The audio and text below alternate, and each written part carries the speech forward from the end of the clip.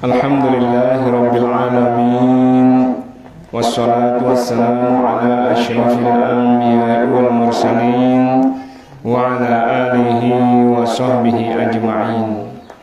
Allahumma aslih ummata Muhammadin sallallahu alaihi wasallam wa farrij an ummati Muhammadin sallallahu alaihi wasallam. Warham ummata Muhammadin sallallahu alaihi wasallam wansyur wahfad wa ayyid nahdatal watani fil alamin bihaqqi Muhammadin sallallahu alaihi wasallam wa ammir nahdatal watani ad-diniyatal islamiyyata ala madhhabi ahli sunnati wal jamaati ila yaumiddin bihaqqi nabiyyina Muhammadin sallallahu alaihi wasallam. Amma ba'du. Al-mukarramun, orang-orang tua tiang, para ustaz, para tuan guru, para tokoh agama, tokoh masyarakat, pengurus yayasan, pengurus madrasah, para penghulu, para kiai yang tiang hormati, ibu-ibu sekalian yang dirahmati Allah Subhanahu wa taala. Alhamdulillah wa syukrulillah, sore hari ini kita patut bersyukur kepada Allah. Mengapa Bapak Ibu sekalian? Pertama, alhamdulillah kita masih diberikan kesehatan oleh Allah. Sehat Ibu nggih? Sehat Ibu nggih? Alhamdulillah. Bapak-bapak sehat? Alhamdulillah. Sehat sempat. Karena Nabi kita mengingatkan bahwa ada dua nikmat yang biasanya itu dilalaikan oleh manusia. Bahkan kadang-kadang dua nikmat ini membuat kita menjadi rugi karena kita tidak pandai mensyukurinya. Manakah nikmat niki yang dua ini? Yang pertama adalah nikmat sehat. Jadi kadang-kadang kalau kita sedang sehat, Bapak Ibu sekalian, kita lupa bahwa nikmat sehat itu penting. Lupa kita. Begitu kita sakit, baru terasa bahwa sehat itu sangat nikmat. Kalau kita sudah sakit ini, subhanallah, membayangkan ya kita ini terbayang kesehat jemaah, ya Allah, rajin pokoknya arak jangan ngebang, pasti tetap berjamaah ya. Tidak mau saya ketinggalan sholat jamaah 5 waktu kalau saya sudah sehat. Karena begini rasanya orang sakit ini. Ternyata begitu diberikan kesehatan oleh Allah, lupa dia. Lagi dia tidak mau aktif datang sholat berjamaah. Maka nikmat sehat ini seringkali kita lupakan. Kita ingat pada saat nikmat itu dicabut oleh Allah, yaitu pada saat kita sakit. Ini hati-hati. Kadang-kadang kita ini baru sakit sedikit, Bapak Ibu sekalian, sakit otak misalnya, kita tidak bisa sholat. Artinya kita tunda sholat kita hanya karena sakit yang sedikit. Sakit-sakit ulu setuik nih, dan bawa harus bayang. Tidak boleh seperti itu. Karena syariatnya itu mengajarkan kepada kita dalam kondisi apapun ya, sholat ini sebenarnya tidak boleh kita tinggalkan. Kalau kita tidak mampu berdiri, maka kita lakukan dengan cara duduk. Kalau kita tidak bisa dengan duduk, dengan tidur. Kalau tidak bisa dengan tidur atau dengan berbaring, hanya dengan isyarat saja. Makanya sholat kita itu sempurna, sholat kita itu syah. Maka Bapak Ibu sekalian, mari kita ingat bahwa satu di antara nikmat yang Allah Subhanahu wa taala berikan kepada kita, tetapi sering kita lupakan itu, yang pertama adalah nikmat sehat. Yang kedua adalah nikmat sempat. Ya, nikmat sempat. Kadang-kadang kalau kita sudah disibukkan oleh banyak hal, tidak bisa kemana-mana, baru terasa berpikir kita bagaimana nikmatnya orang yang setiap sore bisa ngaji, kemana saja ada pengajian dia bisa datang, nikmat sekali. Tetapi begitu kita diberikan kesempatan oleh Allah, kadang-kadang ya ada pengajian kita malas, ada majelis taklim tidak kita hadiri misalnya. Padahal Bapak Ibu sekalian, ciri-ciri orang yang disayangi oleh Allah Subhanahu wa taala adalah dia disibukkan oleh perkara-perkara agama. Niki ciri-ciri orang sak tekanan di sisi Allah Subhanahu wa taala, kesibukannya itu selalu berkaitan dengan agama. Sibuk menghadapi misalnya pembangunan masjid, sibuk menghadapi pembangunan madrasah, sibuk menghadapi majelis-majelis ta'lim, sibuk hadir di pengajian-pengajian. Nah, kalau kita disibukkan oleh perkara-perkara seperti itu, maka bersyukur kepada Allah. Karena itu cirinya kita disayang oleh Allah Subhanahu wa ta'ala. Tetapi kalau ada pengumuman pengajian, kita malas. Ada pengumuman gotong royong di madrasah, kita malas keluar. Ada pengumuman gotong royong di masjid, kita tidak keluar. Hati-hati Bapak Ibu sekalian, jangan-jangan kita sedang tidak disayang oleh Allah Subhanahu wa ta'ala. Nikmat-nikmat untuk melakukan kebaikan dicabut oleh Allah, itu ciri-cirinya Allah tidak menyayangi kita. Mengapa kita tidak disayangi oleh Allah? Bisa jadi karena pada saat itu kita tidak sedang sayang kepada Allah. Kita jauh dari Allah Subhanahu wa ta'ala, sehingga Allah pun menjauhkan diri dari kita. Maka Bapak Ibu sekalian, kalau ada pengajian sila, sepanjang ada kesempatan sila, siapapun guru kita yang yakin guru-guru kita mengajarkan kebaikan, mengajarkan hal-hal yang bermanfaat, maka mari kita hadiri. Karena Nabi, kalau kita hadir di pengajian Bapak Ibu sekalian, pertama ada nilai silaturahim yang kita peroleh.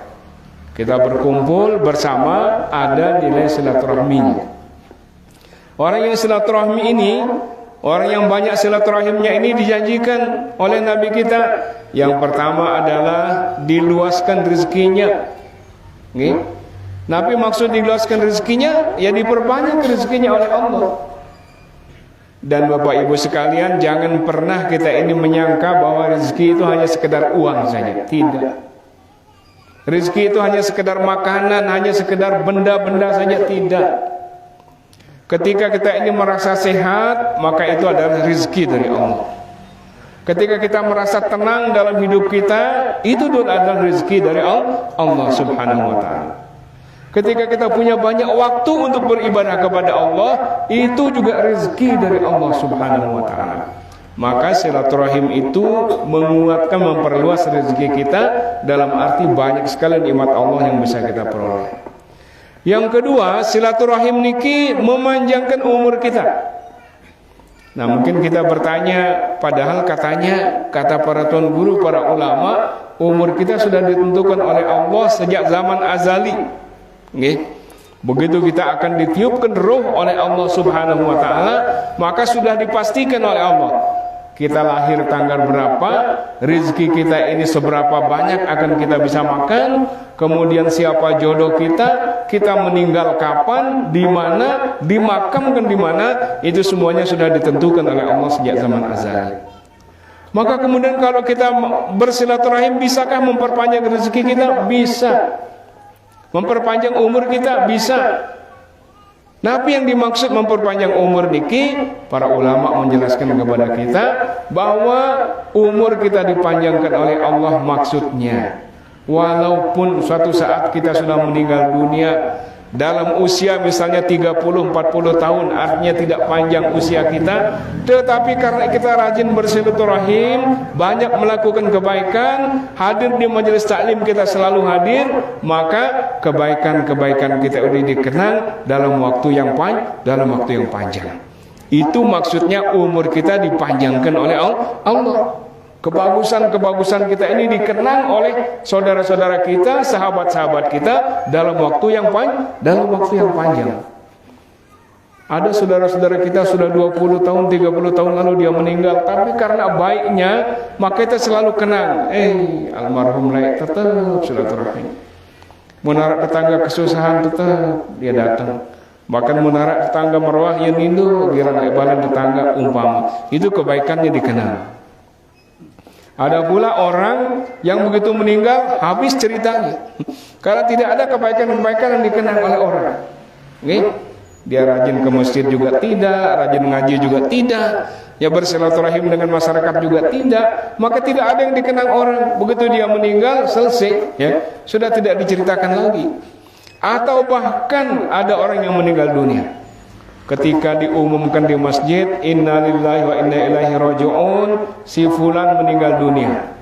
Yang seharusnya banyak orang mengatakan innalillah, tetapi orang menjawab alhamdulillah. Ini orang, kalau di dalam bahasa agama itu disebut mautut thaleh, mautnya atau matinya orang-orang yang banyak melakukan kemaksiatan. Ya, dia meninggal dalam keadaan sedih, orang yang ditinggalkan dalam keadaan senang. Tetapi kalau meninggalnya orang soleh, sebaliknya dia meninggal dalam keadaan bahagia, sementara kita yang ditinggalkan dalam keadaan sedih. Nah, itu bedanya. Orang baik dan orang banyak bermaksiat meninggal dunia, itu bedanya seperti itu. Kalau orang baik meninggal dunia, maka dia tersenyum, kita menangis. Tetapi sebaliknya, kalau orang banyak melakukan kemaksiatan lalu dia meninggal dunia, dia bersedih, kita yang ditinggalkan ini tersenyum karena senang kita. Wah dia, mungkin ributan ya. Pekan ribut sinian pada tiap malamnya doang ditotok dedait ya, lek longkak lek napi tahun karena minum umpama kah mati. Wah alhamdulillah, umpama naudzubillah tsumma naudzubillahi min dzalik. Nah, kemudian Bapak Ibu sekalian, menghadiri majelis taklim niki napi hikmahnya, diampuni dosa-dosa kita oleh Allah Subhanahu wa taala.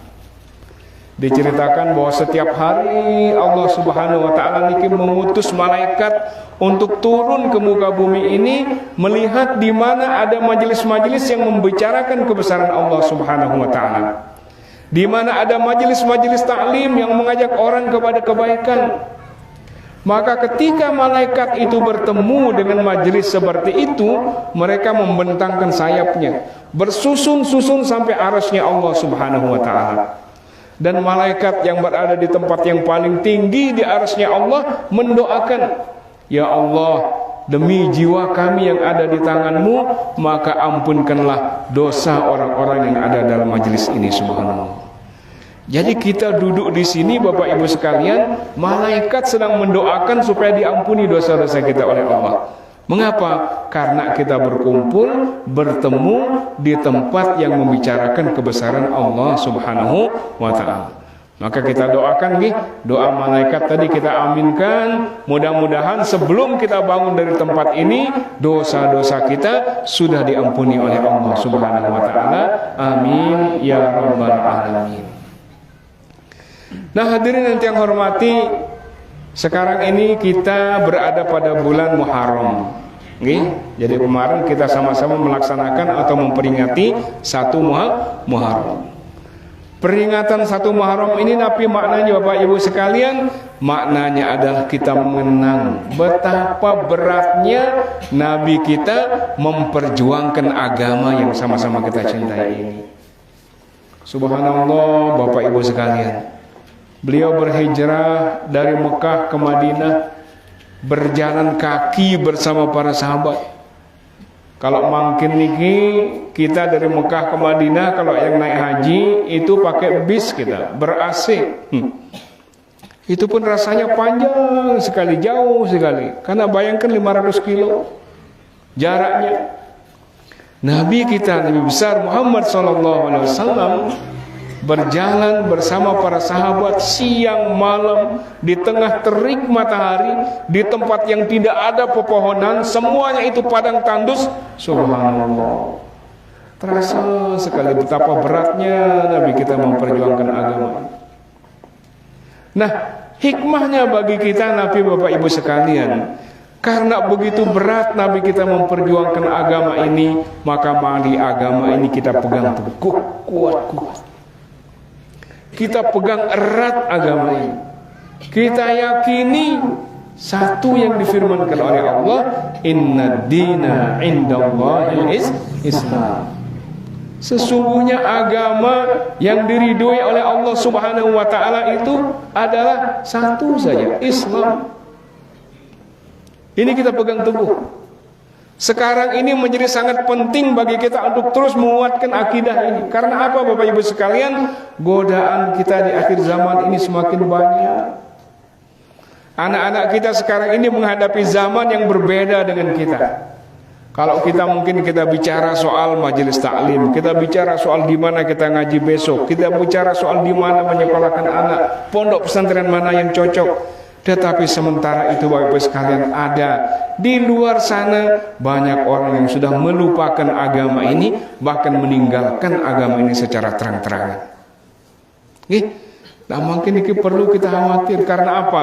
Ada satu gerakan yang sedang dilakukan oleh musuh-musuh Islam yang namanya, yang sering menyebutnya itu harokatul irtidad, yaitu gerakan pemurtadan.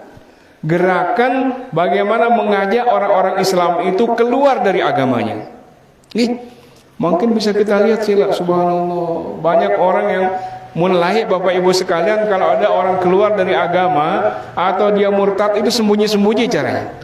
Dia semal tahu sih dengan malu dia diketahui oleh orang. Tetapi mungkin Bapak Ibu sekalian, banyak orang yang dengan bangga menceritakan dirinya di YouTube, menceritakan dirinya di media-media sosial bahwa dia itu telah murtad dan keluar dari Islam. Na'udzubillah, tsumma na'udzubillah min dzalik. Bahkan kita sangat sedih. Banyak sekarang ini penceramah-penceramah di agama-agama lain, ya.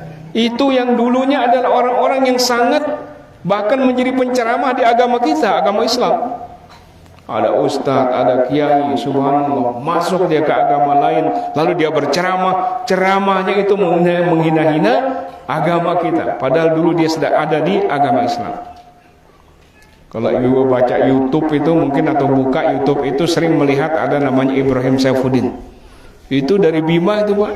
Nih, Ibrahim Saifuddin ini dulunya itu ustadz asli. Istilah orang sekarang itu bukan kaleng-kaleng. Sekolahnya di Madrasah Ibtidaiyah, kemudian sampai dia menempuh agama itu di pendidikan agama di IAIN, pernah mengajar di pondok pesantren besar, bahkan mengajar mata pelajaran ulumul Quran. Tetapi entah kemudian apa sebabnya dia kemudian menyatakan diri murtad, keluar dari agama Islam. Nah sekarang kerjaannya apa? Kerjaannya adalah menghina Islam setiap hari. Setiap hari mengatakan nabi kita ini, nabi kita itu, bahkan sakit perasaan kita ketika dia itu menyebut nabi kita yang mulia itu, yang kita sebut dengan Sayyidina Muhammadin sallallahu alaihi wasallam, dia dengan enteng menyebutnya dengan mengatakan Bang Mamat, katanya. Subhanallah. Innalillahi wa inna ilaihi raji'un. Subhanallah. Jadi begitu. Selain dia niki banyak lagi. Kemarin kita ada di media sosial, ada seorang penceramah sedang ceramah di gereja, perempuan namanya Siti Khadijah. Siti Khadijah ini menjadi pendeta, dan hebatnya ya menurut kita juga dia menghina agama kita. Meskipun dia sedang ada di podiumnya di gereja, dia masih menggunakan penutup kepala, masih menggunakan jilbab. Subhanallah, masih pakai kerudung. Dia hanya sekedar ingin menunjukkan saja bahwa saya ini dulu Islam. Ada pula mereka-mereka yang murtadin ini membuat tempat ibadah gereja. Ya, itu nama gerejanya itu gereja Al-Murtadin. Mengapa? Karena jemaatnya semua itu adalah orang-orang Islam yang masuk Kristen. Jadi dia himpun sebanyak-banyaknya orang Muslim yang masuk ke Kristen, lalu dia himpun di dalam satu gereja. Nama gerejanya itu gereja Al-Murtadin, yaitu gerejanya tempat orang-orang yang murtad. Na'udzubillah, tsumma na'udzubillah. Yang sering menyampaikan himbau, ya, termasuk kepada pendeta namanya Ibrahim Saifuddin, silakan kalau dia masuk Kristen, mungkin itu hak asasinya, tapi jangan begitu dia masuk Kristen lalu menghina-hina agama kita. Itu bukan perilaku orang yang menyebarkan agama, tetapi itu adalah perilaku penista agama. Makanya kita ini Bapak Ibu sekalian makin hati-hati sekali.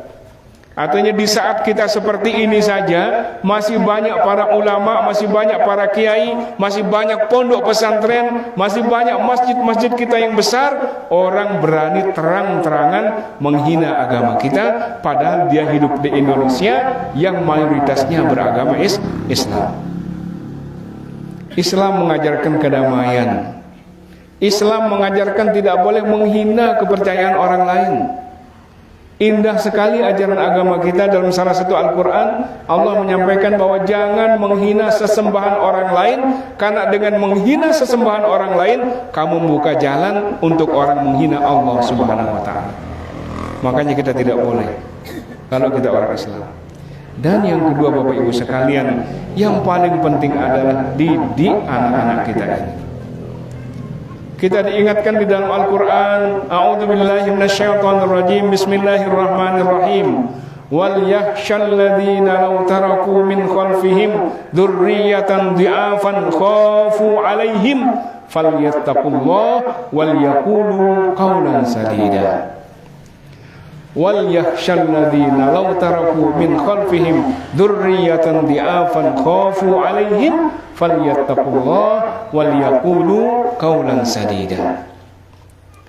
Dan hendaklah takut kepada Allah orang-orang yang seandainya meninggalkan di belakang mereka, setelah mereka meninggal nanti itu, anak-anak yang lemah yang mereka khawatir akan kesejahteraannya. Dan hendaklah takut kepada Allah dan menggunakan mereka mengucapkan kata-kata yang baik, kata-kata yang benar. Maksudnya Nabi niki Bapak Ibu sekalian, amanah yang diberikan oleh Allah Subhanahu wa Ta'ala kepada kita berupa anak ini, mari kita jaga dengan baik. Jaga dengan baik. Sebab apa? Satu, kita harus bersyukur.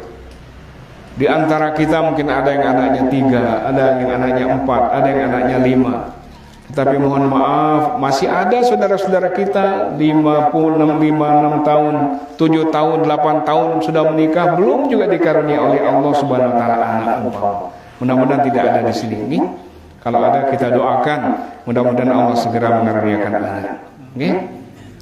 Jadi anak ini dirindukan gitu. Tapi begitu anak diberikan kepada kita, lalu kita sia-siakan. Bagaimana cara kita menyia-nyiakan? Tidak mendidik mereka dengan pendidikan agama. Maka khawatir kita, atau harus kita khawatir terhadap kesejahteraan mereka. Para ulama menyampaikan kesejahteraan yang dimaksud itu ada 2, yaitu kesejahteraan di dunia dan kesejahteraan di akhirat. Kesejahteraan di dunia anak-anak kita niki, jangan sampai setelah kita meninggal anak-anak kita menjadi beban bagi orang lain. Nggih, mun bau jeung kita siapkan masa depannya.